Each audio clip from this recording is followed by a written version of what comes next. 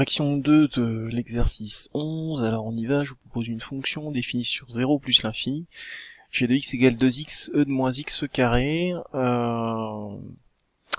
et puis on va, voilà, je vous propose finalement de démontrer que cette fonction c'est une densité sur 0 plus l'infini. Alors rappelez-vous, dans le cours, on a défini la densité sur un intervalle borné, en fait pas forcément, ça change pas grand chose.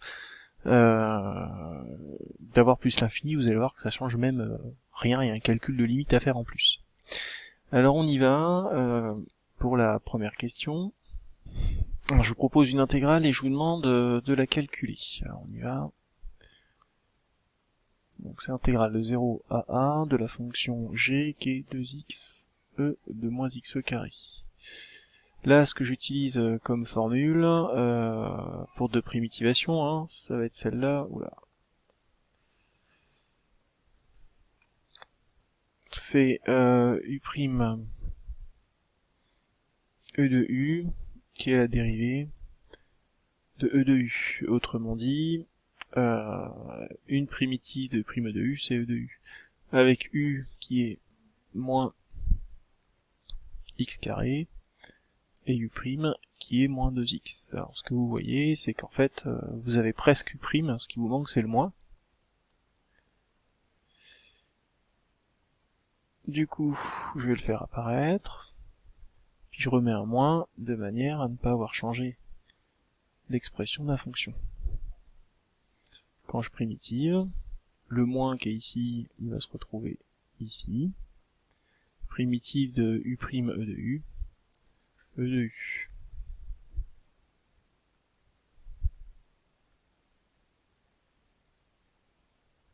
Je remplace x par a, et je remplace x par 0. Donc plus moins moins ça fait plus, e de 0 ça fait 1, moins, et puis ça va pas bouger. Ok, deuxième question, pardon, pour la suite de la première, on vous demande d'en déduire la limite quand a, pardon, enfin, je vais corriger ça dans l'énoncé après, c'est un a ici, de i de a. Le 1 il va pas bouger, et exponentielle de moins a carré, ça tend vers 0, pourquoi? Parce que a carré tend vers plus l'infini, exponentielle de moins l'infini, c'est 0. Donc du coup ma limite c'est bien 1, alors je vais quand même écrire. Ce que j'utilise c'est deux choses.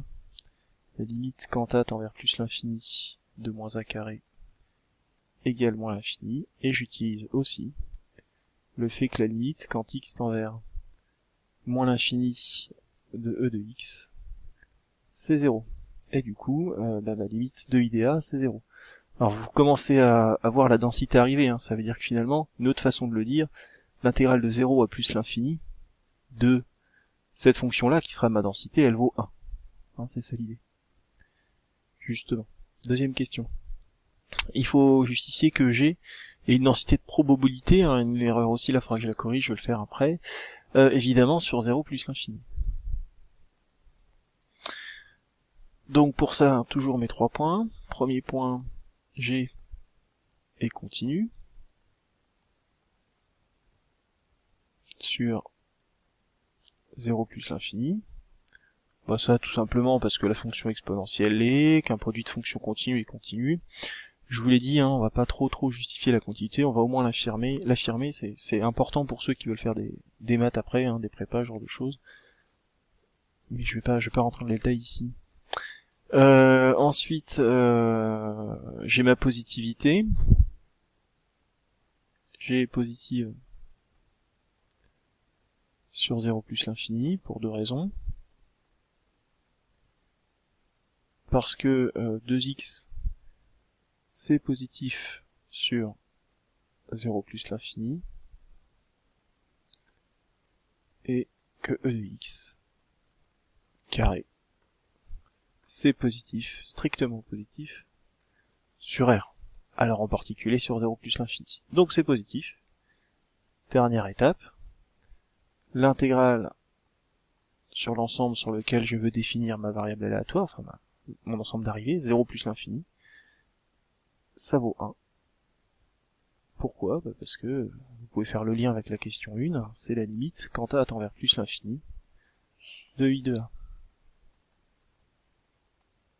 Bon là, je vais un peu vite sur une chose, hein. L'intégrale, je vous ai jamais défini l'intégrale de 0 plus l'infini, c'est pas de votre programme, mais on est obligé de le manipuler tout le temps quand on fait des probas continues.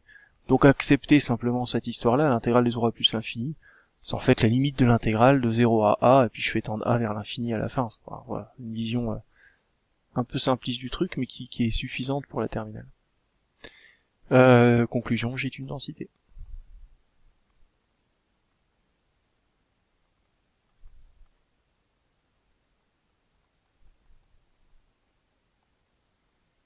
Ok, dernière question. C'est une densité, je peux définir une variable aléatoire, donc qui suit la loi de densité G, et je vous demande de déterminer le nombre m tel que p de x inférieur ou égal à m égale 0,5. Donc là, on a une inéquation. L'inconnu est m, et c'est une équation.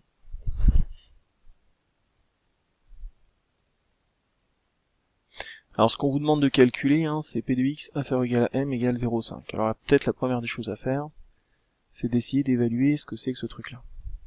Bon, on va le faire. P de x plus petit que m, c'est l'intégrale de 0 à m de x e de moins x carré.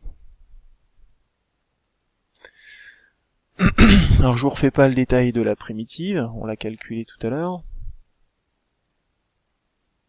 La primitive que j'utilise. Là voilà, je remplace x par m. Et x par 0, puis j'obtiens plus. Parce que on a moins et moins, c'est le même calcul qu'avant, je vais pas redonner le détail. Et maintenant je reviens à mon équation, décidément. P de x plus petit que m égale, je crois que c'est 0,5, oui.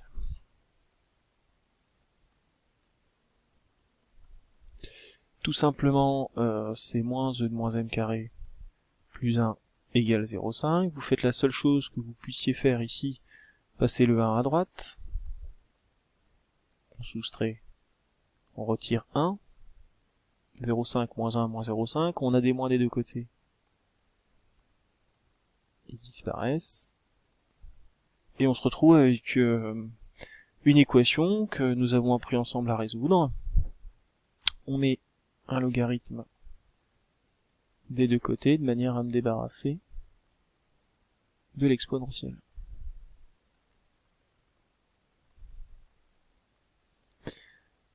On continue.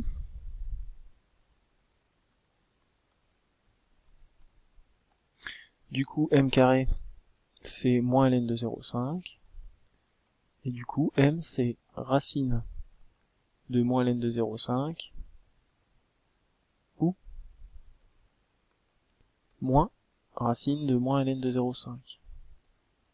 Donc a priori, j'ai deux solutions. Alors, pour ceux qui se posent la question, racine d'un nombre négatif, c'est pas possible. Mais en fait là, hein, c'est positif parce que le logarithme est négatif, entre 0 et 1, et du coup avec le moins qui est devant, moins fois un nombre négatif, on obtient un nombre positif. Donc moins ln de 0,5, c'est positif. Donc la racine a un sens dans les réels, il n'y a pas de problème. Alors ici, évidemment, je travaille sur 0 plus l'infini.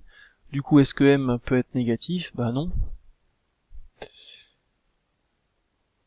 Donc le nombre m tel que p de x plus petit que m égale 0,5, bah c'est forcément celui qui est là, et pas le deuxième. Donc on va l'écrire. M inférieur à 0 n'est pas possible.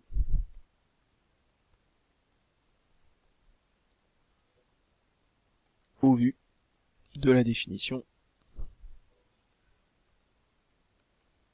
de x. Donc m